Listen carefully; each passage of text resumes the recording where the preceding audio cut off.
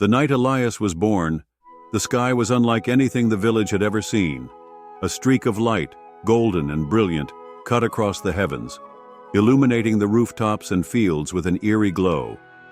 The air itself felt charged, as if the universe had paused for a fleeting moment to witness the arrival of a soul unlike any other. From the moment he could speak, Elias told stories that no child his age should know.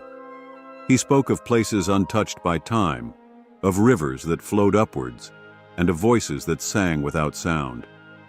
His mother, Miriam, dismissed it at first as childish imagination. But as the years passed, the tales became more vivid, too detailed, too precise, to be mere fantasy. One evening, as the sun dipped behind the hills, Elias sat on the wooden steps of their small cottage, watching the sky with wide, unblinking eyes.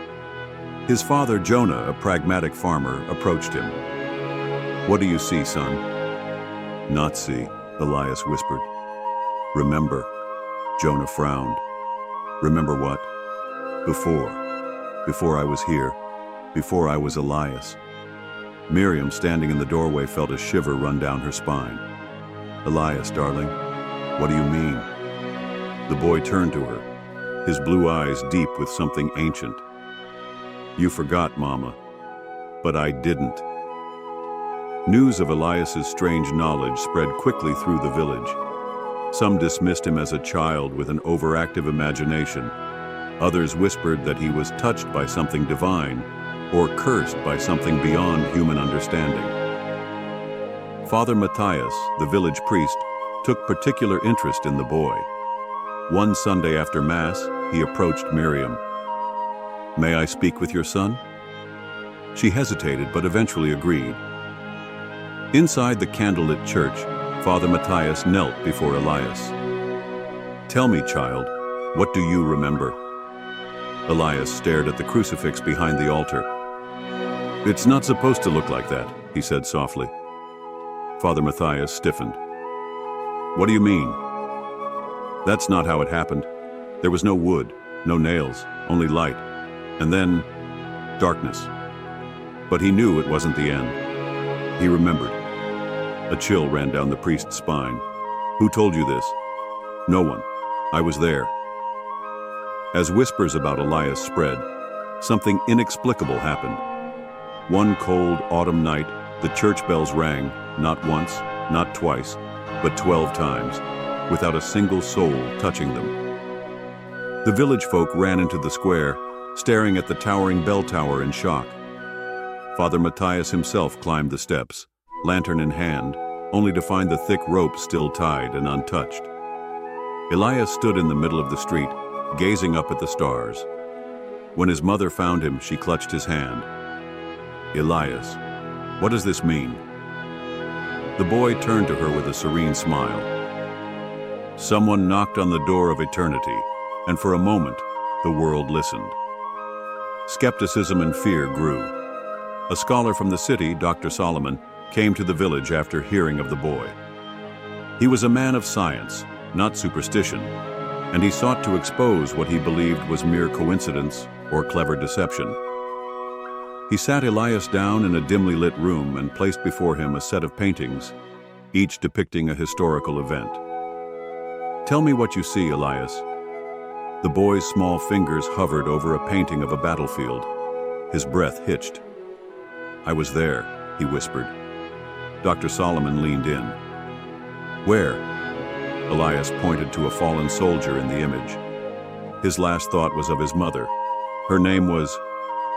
He closed his eyes. Leora. The scholar felt the color drain from his face. The soldier was his own grandfather, and his wife's name, something no one in the village could have known, was Leora. As the years passed, Elias's visions became less frequent. On his 12th birthday, he stood before the gathered villagers and spoke words that none would forget. "You are all asleep.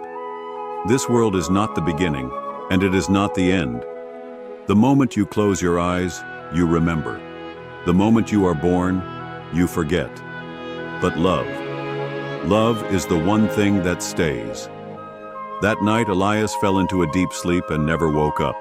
His body remained, but his presence was gone, like a whisper fading into eternity. The morning after Elias's passing, the village awoke to an impossible sight. The sky, clear the night before, was now filled with swirling golden clouds. A strange light shimmered over the hills, casting shadows that did not match the movement of the rising sun. Then, without warning, the church bells rang again, 12 times, just as they had on that mysterious autumn night. But this time, everyone in the village felt it, a deep, resonating hum that vibrated through their bones, filling them with an unshakable sense of peace. Miriam and Jonah, standing at their son's bedside, wept, not just from grief, but from an overwhelming pride. They had lost their son, but he had never truly belonged to them alone. As the golden clouds slowly faded into the sky, a single feather, luminous and weightless, drifted down, landing softly on Elias's chest. Father Matthias, who had watched from the doorway, crossed himself and whispered, "He was never ours to keep." And so, Elias's story did not end with sorrow. Instead, it lived on, whispered through the generations, carried in the wind, echoing in the hearts of those who dared to remember.